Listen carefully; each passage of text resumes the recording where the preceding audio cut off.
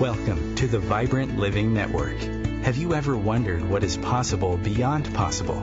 What is the thing you've been wondering and inquiring about? Are you just feeling stuck and don't know why? Are you thinking or are you seeing? Seeing allows us to expand and have this other experience. We want to invite you for that wake-up call. We want to invite your spirit, your soul, so to be more alive, more connected. Glenn Brooks has been a life coach for over 33 years, author of Divorced to Patterns, Not Each Other, an explorer of what is possible. He has worked with people all around the world. Join us for a wake-up conversation, a dialogue with you. We will have some of the most interesting contributors. We will be talking to some of the most interesting people and have some of the most resourceful teachers, wisdom-filled people from around the world join us. Share your voice, ask the questions, become free of the known into a new world of possibility. We are going to talk about all the things you wonder about: how to live, how to heal, how to connect, how to love, how to be seen. Your life is precious. Enjoy it.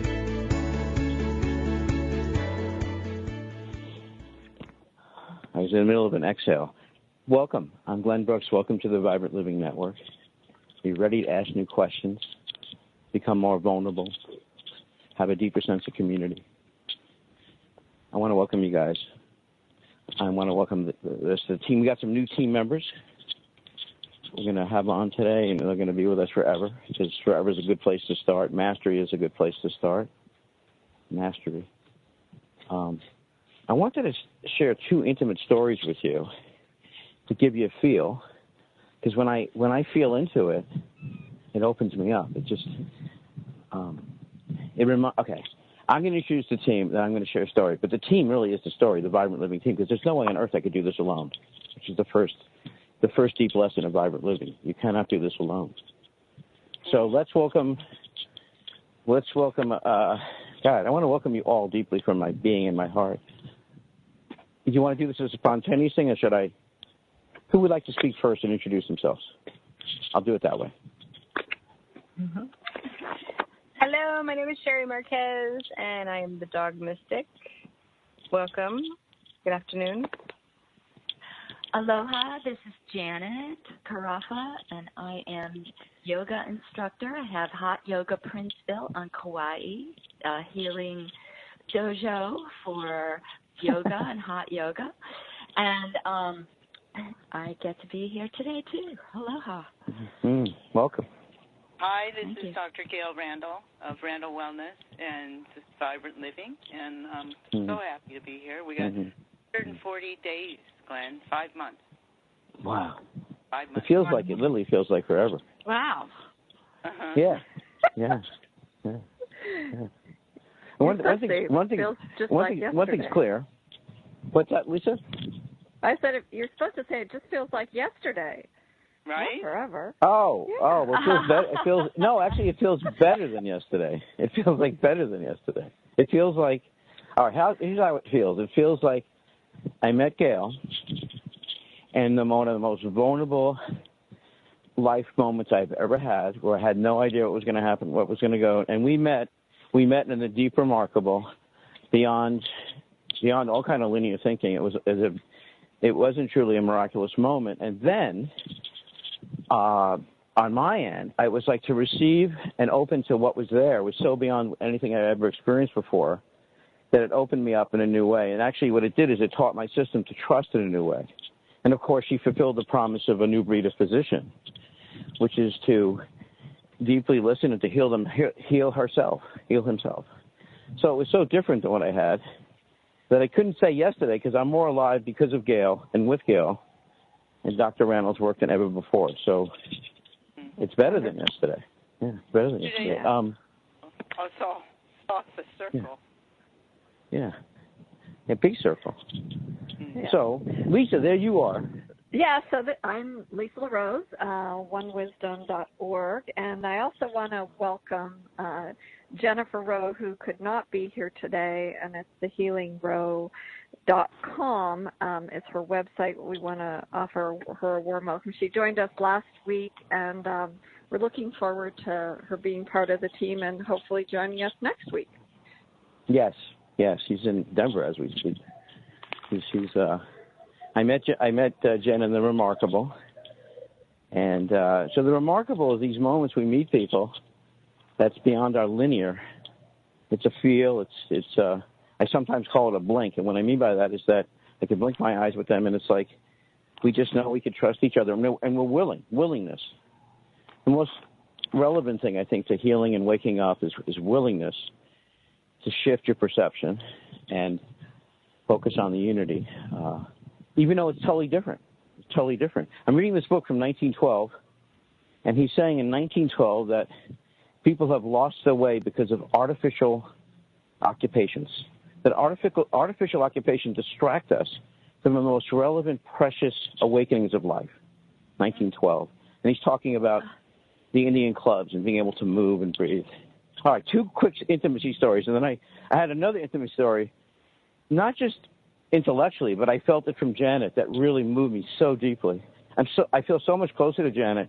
We'll share that story in a moment. I want to share these 2 intimacy stories because I say to people the most relevant thing in your life is the ability to take an intimacy on all levels and soften rather than harden. It's very hard to receive energy in life when you're armored. So to be able to let your shell be soft, right? Not so one. Okay, I'm going to share 1 and 3. Then I want Janet to share.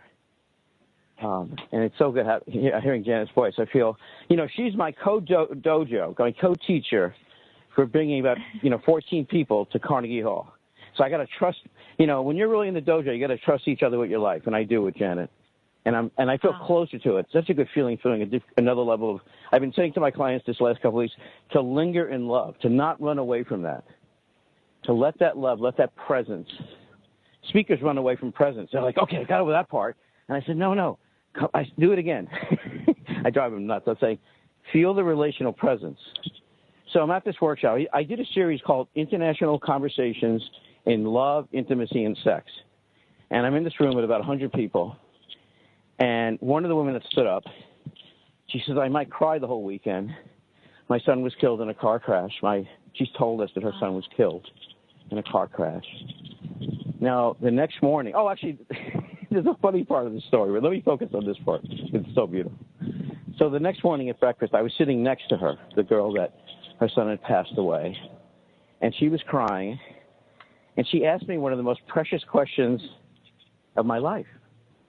She just looked at me and said, is it okay with you if I lay my shoulder on I lay my head on your shoulder? And it was a fantastic interruption. Whatever I was thinking of doing, that was the most precious interaction. And I exhaled and was like, I just allow her to be there. I felt her. And that was the beginning of Saturday. And Saturday was people come there and you ask questions, you take these risks to allow something to occur that you couldn't script. Now, that was a moment of profound intimacy. It has stayed in my heart, my nervous system since she did it. And when I'm lost in my thinking or whatever, I tune into that moment. Another moment, I was producing a show with Dr. Norm Shilley, my deep mentor, neurosurgeon. Me and Dr. Gail Randall are going to do a year worth of programs on how do you grow young. Let's give up some of this dying thing.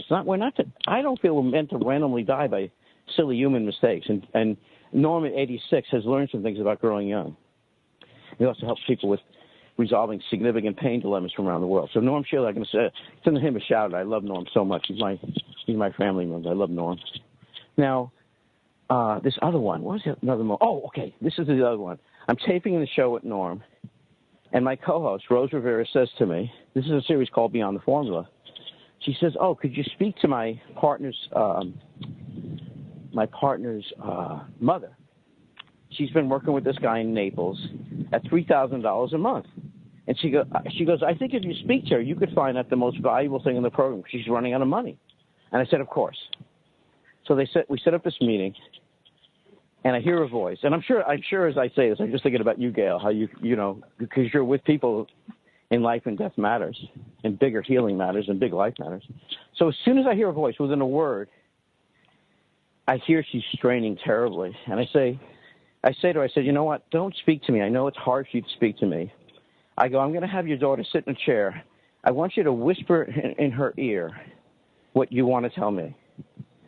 And basically what I asked her was, for the program that was $3,000 a month, what was the thing that was the most valuable to her? And her daughter spoke to me, and I felt this beautiful energy of intimacy. And it was wondrous and profound. Another moment, when we practice unarmoring, we get to the core of vibrancy. And we come to the core of vibrancy, we come to the core of developing community and trust. And then when we eat food, good food, organic food, biodynamic food, we could receive it deeper. I'll quote Rudolf Steiner, and then I'll go right to Janet, who I love so much, Janet Carafa, my co-teacher for our program at Carnegie Hall in 8 months, for people who want to share their vibrant messages of their life, and also you other exemplifiers. Rudolf Steiner says, when you're happy, you could eat rocks. I thought that was powerful somehow. When you're happy, you could eat So, Janet, I want to say, yeah, when I spoke to you, I just felt this other level of resonance and closeness to you, and I was so happy about it. And then you shared the story. So I thought you could share some of the story you shared with me, because it really impacted me. And I guess relevant to your story, I felt so moved. As we go on in the show's going to be all about our vibrant message and, in a sense, our vibrant we mission. And when I first came into this awareness of becoming more awake, I thought we're all here to sing our song, but then I started to realize we're here to sing our song together. I love singing our song together. Share with the audience what you shared with me. And you're such a master. I watching you present. I had forgotten how much I love watching you. When you told your story and dropped a letter, which you'll educate people now. Go ahead and share your story. Okay, well, I've been performing for many years. And so the idea of performing and presenting, especially in mime, in everything, in whether it's speaking, singing, presenting, is to touch people, is to come from the heart, is to share the energy vibration that changes each other, that where we're communing like we are here, like you're talking about our team, we must do it together. That's what the presenting is. So I was working on that here on Kauai, and with a small group of people, and we were to tell a story and present it. And so what came to me was this true story, which is actually a miracle. And what you also discover when you express yourself and tell stories is that every moment there are miracles if you're aware. So what happened was, and this is absolutely true, this is just a few months ago, 4 months ago, I closed down my apartment in New York and I moved full-time to Kauai. Not that I'm not coming back to New York, but I just closed my apartment, so I'd have one home, and I had hundreds of books. So I gave away most of my books, and I had one box of them that I had just decided I would send back to Kauai. So I got the books. I'm here on Kauai. Got the one box. I emptied it out on the table. I opened it, put all the books on the table, and I had been packing, and I just picked what books I thought would be nice to have. So it wasn't like I went through them or anything. The book, something fell out of one of the books, a letter, and I didn't even know which book. And I see the letter on the floor, pick it up, and I read it, and it's a love letter it's like the love letter of my life. Up to now, it was from my ex-husband before we were married, just before, and it was like just floated out of the sky, So I read it, and it just completely brought tears to me and opened my heart, and I just went, oh my God, have I forgotten this passion? I have. And then I realized, oh my God, I closed down when I got divorced. In order to move ahead and not to feel too much pain, I closed kind of compartmentally certain parts of my heart. I apologize for I apologize for the noise. Please continue. Okay. So anyways, Yeah. Noise or what? So that's what happened. So then I realized, oh my God. So then I'm sharing this story, and what it does is basically open up those areas. And I start feeling the same pain as way back when I got the divorce. And someone would look at me cross-eyed or so look at me different, and I'd go, oh, and I'd feel betrayal, or I'd feel, so all the feelings start coming up from just opening, just allowing, and I'm going, wow, I can actually live through these feelings, which I believe back then I didn't think I could. And maybe I couldn't at the time. So anyway, that's been the exploration, to actually be in the vulnerability, allow the feelings, allow the awful feelings, and not give new stories to them and hold them back. You know what I mean? Just let them be. So that's, and to be able to present that to people, not as a performance, but as a sharing, so that, like you said, you felt it, so they feel it. So we share back and forth, and that's what we're working for at Carnegie Hall, to change the world, to speak to the world audience, which is why we're choosing Carnegie Hall, and to do it from the heart, from the change, to share back and forth with the audience, that we touch each other and change each other and open and be vulnerable, and yet clear and make a change. Change the world. Everybody can change the world. I was taking that in. Go ahead, Gail. No, it just was so beautiful, Janet. Thank you. Yeah, thank you, Janet. You're welcome. You're welcome. Very good. It was funny. So one of the beliefs that I had for many years was the upside of having an open heart. And the upside. And then there's another dimension of modulating your heart in different situations, because the downside is that if you open your heart, there's some people who may not notice it, and so we're meant to develop this, if you will, relational intelligence to our heart. And of course, there's some people and some environments. So here I am, Vibrant Team. I'm working with this guy named Jason, and he's studying something it's not a good name, but it's called visceral manipulation.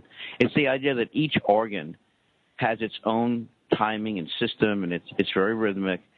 And now this particular day, he has his hands, and he's working with we have a sac around our heart. Now, I know Gail's going to be able to address this medically, but we have a sac around our heart.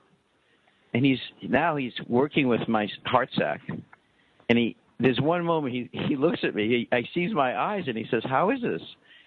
And I said, "It's the most intimate stuff I've ever had, is how it is." And then I exhaled.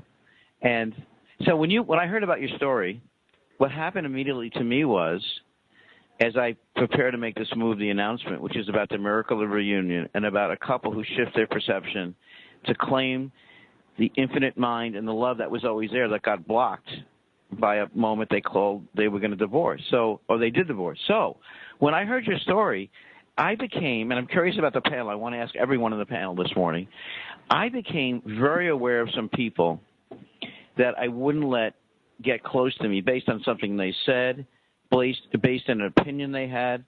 And now in my life, I wasn't just focused per se on having an open heart. I was more both discerning, but when you told the story, I realized that there was some of these people, 3 or 4 of them, that I would not let get in. I wouldn't let get close to me. And I had this incident actually with a woman I just saw, like on Sunday. And so when you shared that story, it opened my heart. My heart listened to your heart through the ethers.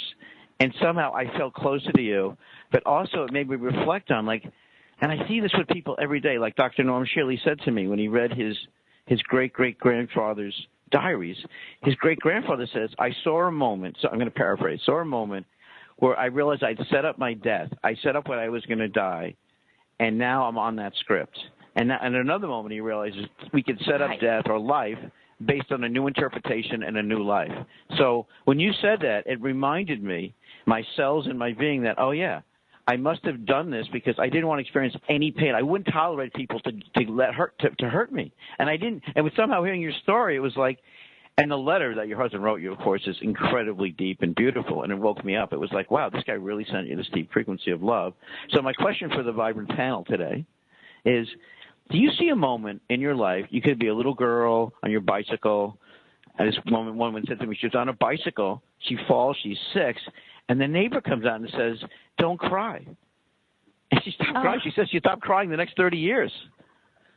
So I want to ask you guys, is there a moment where you reflected on it and you made a choice to walk away, or I've never let someone, I'm just curious, what happened at some point that you, like Janet became aware of something that happened 20 years ago and yet woke her heart up.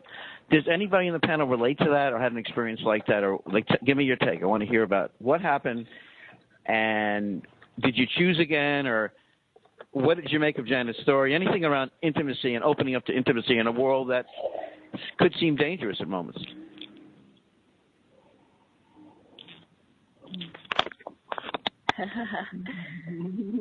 It's beautiful silence. We're put on the spot of thinking, No. Well, this is Janet. I can share also that at the end, I did as a spoken word, which is very unusual for me. So I spoke about the story. I talked about it. But at the end, I did mime. And so I came around. I finished the story. I put down the microphone. And I did mime, which was literally an opening of the physical heart and an expression from the heart. So, I don't know, just sharing that. Well, that's cool because you felt it from, like, you were expressing it, but then you were miming it and fully feeling from the inside and out, like to the out, of like opening up your heart and fully, like, showing it and feeling it. That's beautiful. Yes. I like that. Absolutely. I was going to say, Janet, when you were sharing that story, and I almost felt like you were laying your head on the shoulders of each one of us. And, I could just feel, so much of what that feels like. I think not every one of us that's listening has been there. And to be able to share in something so intimate is really, really a blessing. And, and it made me think when Glenn asked that question, there's a song called I Choose Love. And the first time that I ever saw the video of that song, it shows, you have two choices, love, hate, love, fear. And really, if you just choose love, that's the path you go down. There's so much more that opens up. And I remember, like, when you were telling that story, it reminded me of the first time that I saw the images in the video, because my heart would go, just to the things that were beautiful, the things that were sad and really, heart-gripping. It just was a reminder that we do have that choice. You could have looked at that letter and ripped it up and thought, I don't want to revisit this. But you didn't. Yes. You chose to examine it and open that path. And, and so thank you very much for sharing and choosing love. Really, really, truly yes, choosing love. I was actually, what I realized is I was afraid to love him anymore because, and so what it did was I could open the love there. And that, like you said, Glenn, certain people you close off, that means you close everyone off in that way. Yes. Everyone. And so basically, you know, that this is a whole new life. This is about me and my heart, not even about him, you know. You know, I want to share, Kat, there's so much to share. I really appreciate Lisa and Gail. So in a moment, we're going to have Kevin Anderson on, who's a genius at helping people become published with traditional all ways of publishing. And I just wanted to share that we have these moments, like a parallel universe, where what we do is we cover something with our thinking, our linear thinking, and then we miss this fluent, alive thinking. So we have a dead thinking, if you will, and then we have this alive thing. And they live sort of in a parallel universe, because one exo could reveal and let us feel something. And this is also very true. I teach people, all right, so as a matchmaker, there's Cupid's poison, and then there's Cupid's love, we'll call it, Duke love. And so what happens is, because I always wondered, I couldn't understand why people ever broke up, you know, it always puzzled me. So, but then I realized if they stay in Cupid's poison, which is just to have this outer level sex, it's very different than this deeper sex. And so it altered, I met through many shifts, and I want to deeply welcome Jesse McGuire, because I use this in my life as a skill. I could sense people deeply. And Jesse, I just thought I would share a story first of all, I guess I got to watch the clock here. I always like, Kevin, you know what? You got to go, Jennifer. I've got to go. Jennifer, so Jesse can come on too. I called you Jennifer. Aloha, everybody. All right. Deep love to you. Thank you. All right. We're gonna invite. I'm gonna tell the story, and we're gonna invite Kevin Anderson, and we're gonna talk to Sherry and you about the books. Oh my God, he's calling me right now. I'm gonna tell him to call in. I'll be right back. Your life's precious. Enjoy it, guys.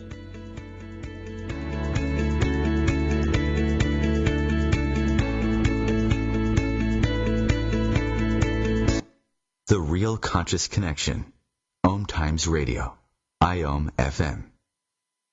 Host your show on IOM FM, the radio network of OMTimes Media, one of the more recognized brand names in the conscious community, and is backed by the extensive marketing reach of OMTimes. Hosting a show on IOM FM immediately connects you with our extensive dedicated community. Conflict comes in many forms and often triggers a fight-or-flight response. Some of us gravitate toward conflict, while many will stop at little to nothing to avoid it. Unfortunately, what we resist will persist, which often forces us to face our fear and deal with it head-on. Join me during my show, Conflict Rising, as I discuss the important role of conflict with leaders who have moved through it successfully. Tune in Thursdays at 3 o'clock p.m. Eastern Standard Time. Remember, it's always darkest before the dawn.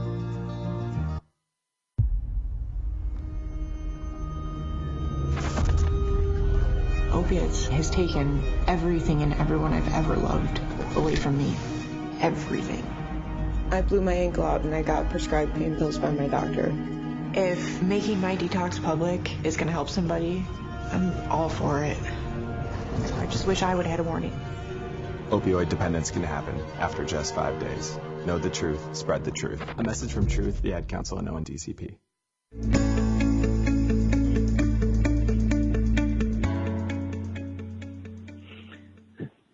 Welcome. I'm Glenn Brooks. You're listening to the Vibrant Living Network with our Vibrant Living team. And I want to just confirm I want to confirm you're there. Oh, geez. It looks like, hold on. Gail, talk to the audience for me for 1 second, okay? Gail, Dr. Gail Randall. Okay. Let me just continue with Janet's train. I opened myself to love, too, as a child. That my childhood was somewhat difficult. I was a middle child, and there was just so much chaos in the house, and my parents had difficulties, and, you know, I wanted to love so badly. So I actually, at the first time I ever walked to where the horses were, because I always watched closely, was when I was 3 years old. I walked all the way to where the horses were, and they welcomed me, and I was so exhausted I fell asleep, and when I woke up, they were all encircling me, and with their soft, no velvet noses and breaths breathing me and telling me, wake up, little girl, time to go home. And that was one of the most magical experiences I ever had. And it was me really choosing love, and they became my friends, and I went back many times. But I got in a little bit of trouble when I got home. Anyway, it was choosing love because I wasn't getting it in my home, so I found it outward. And I had every little broken animal in the neighborhood I would find, I would bring home and nurse back to health and release in the wild. So it was for me through animals, and through animals I learned to love people. Call. It opened my heart. You're listening to the Vibrant Living Network. Thank you, Dr. Gail Randall. I know I have such a. It's hard to express certain things through words, but I'm so grateful, profoundly grateful for Dr. Gail Randall. You know, there's a few ways people could educate you. It could be unlimited. One of the ways that Dr. Randall, if you will, educated me. Thank you. So I want to welcome Kevin Anderson of Kevin Anderson Associates. He has a gift and a wisdom of helping people become published with their precious message through traditional and non-traditional approaches. We've been in conversation about publishing these vibrant messages. So, see, a lot of times what people want to do when they write a book, and I can give you an example. I had a client come to me, and he says, Glenn, I want to write a book called The Wisdom Tooth. He was a dentist. But the more that we work together, you realize, Glenn, I want to write a vibrant message book. I want to write about what's really moving me. And he goes, what I'm doing with the Wisdom Tooth, but the Wisdom Tooth is not writing something that's really for me. So, first of all, deeply welcome to you, Kevin. I wanted to tell a story to say why I'm so excited. And we got Jessie here today, Besso-Garza. She's our official in-house vibrant writer. Welcome, Kevin. Well, thank you so much. It's my deep pleasure to be here. Yeah. I want to welcome everybody to Kevin. And so I'm going to share this story because it's very unusual and because I never in my life, other than getting distracted by high school and the nonsense they shared in high school, so I kept reading Mark Twain's quote. He says that he didn't let schooling get in the way of his education. So it's so many years ago now. It's over 24 years ago, I met a psychiatrist, Dr. Wayne London. And the first time I met him, I always knew my life was very different between winter and spring and summer. Something is a profound difference. And I could see it on a number of levels. It affected my mood. It affected the way I sensed things. And when I went to school, I was sitting under fluorescent lights. Now, I first had a suspicion of how that impacted me reading this Disney scientist who broke his glasses in Italy. And when he broke his glasses, arthritis got much better. He started to heal. When I met Wayne, Dr. Wayne London, he shared with me things about the light that I had suspected about how the light. Then he shared things about, at the time, hard contact lenses and how the cancer in women would increase in their breasts by hard contacts. And I knew immediately I wanted to put together a forum to share this with people. It was a seminar on beating the winter blues and really discovering new life. And he used to call me Boober after the mystic author, Hasidic author named Martin Buber. So he'd always call me Boober, and we had this deep relationship. And he used to say, he said, Boober, he goes, your purpose on this planet is to make the kind of connections and reveal people's message in a way that's incredibly uncommon. So we put this event together, and it's in Vermont. It's got to be 10, 20 below zero. And Wayne gives his talk, and he's talking about the hard contact lenses, how that's impacting women's breast health. And he's talking about how light from the sun wakes us up in a way. It actually shifts on our genes. It was quite a talk. But we had very few people come to that event. We had 90 people come. We wanted like 400. But he came up to me. He says, Boober, he goes, when you put together things, he goes, that's what you're supposed to be doing. It's all good. And he used to say, we knew each other probably 15 years. And there was several other things he could read. His first research project was about light and full spectrum light. So what happens is 6 months later, I hear about this book that's going to be published. It's going to sell about 150,000 copies.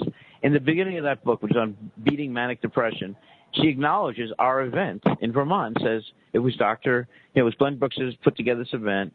And I realized, something I was never schooled in, but there was something about people's vibrant message. And when I had the honor of talking to Kevin, I realized, wow. And I thought, I was telling Kevin about the seminar that we're going to teach together, me and Dr. Gail Randall. I thought, wow. So very few people, and of course, Sherry Marquez, the dog mystic, is going to write this book on being in deep touch.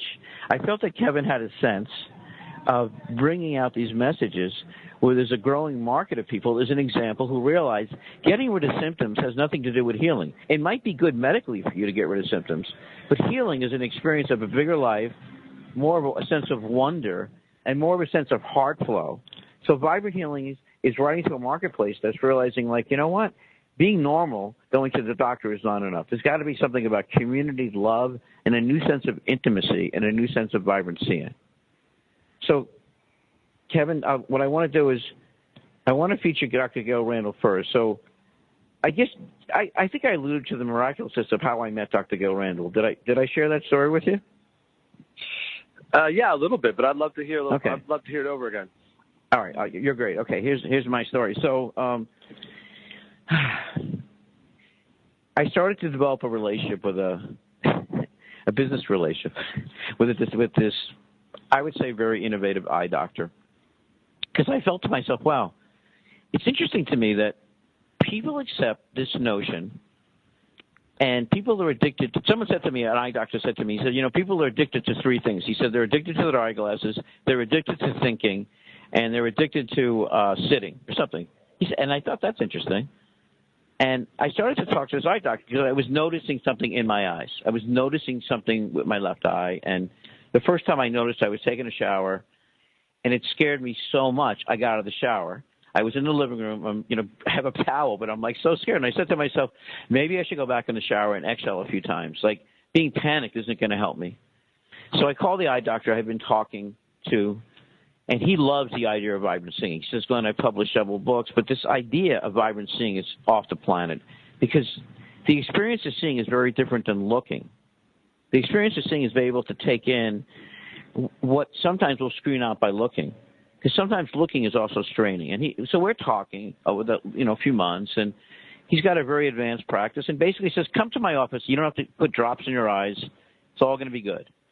And in the meantime, I had a long conversation with a woman who regenerated her optic nerves, and I thought, you know what? We never really get taught about seeing. It's kind of like glasses, in some sense, are a little bit of like, I don't know, almost a life of not fully seeing, because it is. So I go to see this guy. It's nighttime, and long story short, he says some things that I feel totally devastated by around my seeing. And then I remember that night, because just driving back home, you ever notice in life sometimes something happens, someone says something, and it devastates you, and they're like, got to get to my next appointment. So what he said to me was enough that it rocked me for like weeks. And I looked up Kevin and Sherry and Jesse and Lisa. I looked up this. I saw about this office. It's a very innovative medical office in California, and my deep intuition says just call her.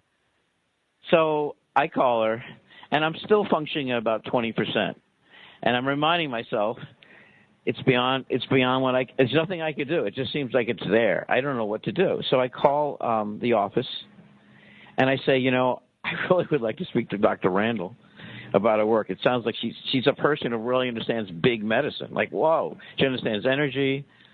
She's trained in the medicine wheel. She's been a professor at UCLA. She's a professor. She's been a doctor. She's the doctor. That's the real doctor that I want to speak to. So I go beyond all the local people, and one day Kevin and Vibrant Crew, she calls me back. And when I heard Tony say to me, Dr. Randall can speak to you now, I discarded everything that was around me that was in the car, and I pulled over, and the first thing I did is ran to a dumpster. And I think I did that. I call that, by the way, Kevin, that became Miracle Down by the Dumpster. No one was around me. No one's going to listen to my embarrassing, I didn't waste any time. It was kind of like, oh, my God, you're Dr. Randall. And she said yes. And from her yes, I poured my soul into her. And she said two things to me that transformed me on the spot. 50% of my terror went away, which is, I love you, and you got into separateness. And she goes, she said to me, I know you knew Dr. Valerie Hunt. She says, I was very close with Dr. Valerie Hunt, the scientist at UCLA who studied energy healers. And she says, I was very close to her, and she's winking at us right now. And so pretty much I was in a whole different part of my brain. I'm like, in every way, I'm on my knees. And then she says to me, Glenn, I'm going to send you some supplements and things that's going to help you. And she kind of said something, and it wasn't just what she said. And now I think Dr. Randall said it's our 150th day. She met Nida said we meet every day, and it's the most powerful relationship I've had, not just with a physician, but a genuine human being who's really dedicated to assist people to experience healing in a way I never had before. And so our being around Dr. Randall is contagious at the level of wisdom and wonder. And our conversation with you, by the way, I loved. I really get a good sense of you. And Jesse, who's going to be our in-house vibrant writer. And so my commitment is to develop the kind of writing. And so that's how I met Dr. Randall, Kevin. And I just felt, oh, my God, we need to get this out there. And getting a person's vibrant message out is so profound. And so that miracle down by the dumpster, I was going to call it exorcism by down the dumpster, but I thought the miracle would make me more accessible. The miracle so that was really it. You knowing that it was about the vision that you were bringing yes. in for yes. yourself, and the vision yes. that you're bringing in for the whole planet regarding, vibrant living and vibrant seeing and vibrant writing. And the dumpster was no mistake, because you had these belief systems that weren't serving you about healing, and they were stopping you. They were stopping you from knowing that you could, and knowing, and so that you could trust. And so that dumpster was there for a purpose, a divine purpose. Kevin, sometimes you know something, and then sometimes you catch it at another whole level. Like everything I sort of knew, but when actually Gail said it to me, the next text she sent me was, I want to be the captain of your healing boat. I was like, she says, don't think about it, just do it. So I called her, I was like, yes. I was like, yes, you're my healer. You're my in-person healer. Because this ain't no hour visit at some local medical office. This is nothing like that. So I vision that we have these books called Vibrant Books, and that some of the people will speak at Carnegie Hall, and I needed someone top-notch who had integrity and who wouldn't be deceptive in their publishing practice, and who had a sense and had integrity and knew the game. And the same thing with Sherry Marquez. When I met Sherry, I knew that, oh my God, she's so authentic and real about the whole thing with dogs that we need to publish a book and bring it to people that would allow them to be in deep tune with their dogs. And here you are. We got Jesse, who I feel in my heart is someone who's been very experienced about communicating some of the finer points of what some people might call alternative medicine. It's really ancient medicine, and it's current day. We need to get back into the rhythm with our lives in community and love and being tuned into each other. So first of all, it's great having you on today. Yeah, absolutely. Thank you so much. My pleasure. Yeah. So since you're going to publish all these books, what's the first, I don't know, Gail, ask Kevin a question, or Sherry, ask Kevin a question. I want you guys to participate. And Kevin's such a warm, real person. He's not a New York huckster. He's a real human being. I like that about you. Yeah, so Kevin, how can you share with our audience and with us? I mean, I've had the honor of speaking with you, but how would a person, if they have a vibrant message, what's the next step with you? Well, how does it work? Right. Yeah. Thank you so much for that question. And maybe and Glenn, maybe it's my Canadian roots that are coming through. Yeah.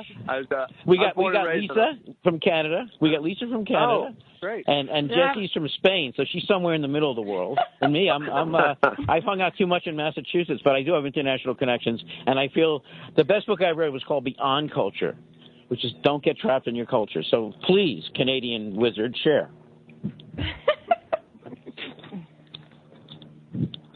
That's great. Yeah, so I grew up in northern Alberta, Canada, a very small farm, and then I lived in Massachusetts for a while too when I was in grad school. But now I've been in New York for a while. So, but anyway, back to the question. I mean, someone who has a vibrant message and really wants to share it. I think the first thing to do if they want to, if they really want to work with us and have us help them is, just give us a call, and we're happy to talk through and let them pour out their mind and heart, and we can from that kind of initial brainstorming call. I mean, you don't have to have all these things figured out. It can all be really just just a passion and not really put together in any kind of structure yet, or even know really what the book is about. But we can kind of help tease that out and talk through it and figure out how this might be able to be turned into a book. Because obviously a book can't just be it can't be just a stream of consciousness unless you're James Joyce or something. But with most books these days, we'd like to have some kind of structure and a primary concept that we can build the whole book around. But our job is to really help bring that out and let the author just spill what's on their mind, and we can help to kind of structure that and figure out what kind of book this could be. So I just want to add to that I had the experience of writing my book, which isn't published yet, which was called Unscripted Power. So basically the idea is to build a community of people, to give the author platform so that their vibrant book is also represents their vibrant talks. So Sherry said something this morning, Kevin. Do you have a dog? I forgot. Do you have a dog? I grew up with dogs, and I lost a dear, long 14-year-old friend a couple of years ago. We haven't gotten one since. But I love dogs, and I grew up with them. So I with this psychiatrist I mentioned, he did this whole thing around dogs and healing and sort of transformed my life. So Sherry said to me something this morning I never heard of before. I've only heard about your dog eating or feeding in relation to aggression. But Sherry says there's another whole side of this that she wanted to share with us, and maybe we'll give one of these dog mystic tips. And my vision is to have Sherry's book and her seminars reach the world so that people don't, abandon their dogs, be cruel to them out of their own ignorance, or as another author says, crazy people, crazy dogs, to make them more sane, responsive, and intuitive with the dog. So they're wondering, I could tell by your voice, what kind of dog was your dog? What kind of dogs did you have? Well, most recently it was a golden lab, but then we grew up with golden retrievers. Okay. All right. Wow. All right. So Sherry, I want to introduce you to Kevin Anderson Associates, it looks like he's going to be our new partner in Vibrant Publishing. And Jesse, you're there. You've been very quiet and meditative. I appreciate your being on the call so much, Jesse. And we've only just begun. So go ahead, Sherry. Share something. You said to me this morning, because I thought it was an interesting thing about feeding, how dogs feed. That was sort of interesting. I want to welcome your contribution. Well, thank you. And Kevin, I look forward to speaking with you and collaborating, and I'm definitely very excited. And these past couple of weeks, I've been just giving some different exercises on just how to be more in tune with your dog. And the main thing, what the world needs all over the place right now is just a lot more compassion. A lot more compassion for people and for animals and for the earth in general, So one of the the exercise for today, it sounds kind of weird, but when you feed your dog or your dogs, actually just sit there and watch them eat, because each dog has a different eating style. But for the dogs that eat really, really fast and they don't even chew their food, because there's some dogs that chew their food really fast and they just they need a special bowl so that it slows them down from eating so fast, and they don't even chew their food, and then they're swallowing the food whole, but they have digestive acids in their stomachs that that break everything down much easier than people do. So it's actually just observing how they're eating. Then you have smaller dogs that take literally one morsel of the kibble and walk away and chew on it and enjoy and totally indulge on the food. So just by being aware and being in the moment and watching the dogs eat, then you can take it in and give a perspective on the way that you're eating. are you enjoying your food, or are you just sitting down and eating really fast? Because when you eat really fast, then your brain is not telling you when you're full. Unfortunately, obesity in America is just getting worse and worse because people are not enjoying their food. I mean, if you eat the way that the smaller dogs are eating and chew the food better, you're sitting down, you're enjoying the taste, and you're eating slow, then your body or your brain is able to tell you exactly when you're full, and you're able to just be in the moment and enjoy the taste of the food, and it helps with the digestion of the food, and it takes less energy to digest it in the body. So that's my exercise for today. Just watch your dog. I want to thank you. Thank you. It sounds like one of my states. That's beautiful. It's very, very beautiful. It's very good. I want to welcome you guys to a new feature we're going to do on vibrant publishing, vibrant writing. That's going to share the journey of authors who want to deliver their vibrant messages. And I'm going to see if I can twist Kevin's arm to be on regularly. And we're going to have meetings in the New York City area so we can all meet each other. Because as we launch our vibrant messaging community, we wake up our relational brain, and we become more creative and more in sync. And that's just, and that tips into being a vibrant exemplifier. A violent exemplifier, which means you need to pick someone and tell them you devoted to their book becoming wildly successful and introduce them. That's a big fun part of this training. You learn how to really bring someone else forward. And so, Kevin, what do you say? We're going to publish $1 million worth of books and let people with their most alive, vibrant messages, and then speak at places like Carnegie Hall. Yeah, that sounds great. Okay. I wish I said this to my parents. It was very confusing. Their only question to me was, are you going to get another job? And I was thinking, I already don't like the one I have. I thought the purpose of working a job was to go off and do fun things like go to the beach. I don't want another one. So the first time Mark Twain said, well, the true success is turning your vocation into your vacation. It was like, oh my God, it's the smartest thing I ever heard. And no one has ever said that to me ever at school. And I think what I want to do is I want to listen to people and let their vibrant message come alive. And then I met you because you went to so much school. I could always say, well, Kevin's the smart one. He's the school smart one. So I could say that. And Gail already went to UCLA, so I get to say she went to UCLA. And I share a relational brain with her. It's my way of bragging. So we're going to go to get more time. God, Jesse, say something. You haven't said something because you're the in-house vibrant writer. Say something. You've written a lot. You're smart. You're wonderful. You're a vibrant writer. Make a comment. Sure, yeah, I have written a lot.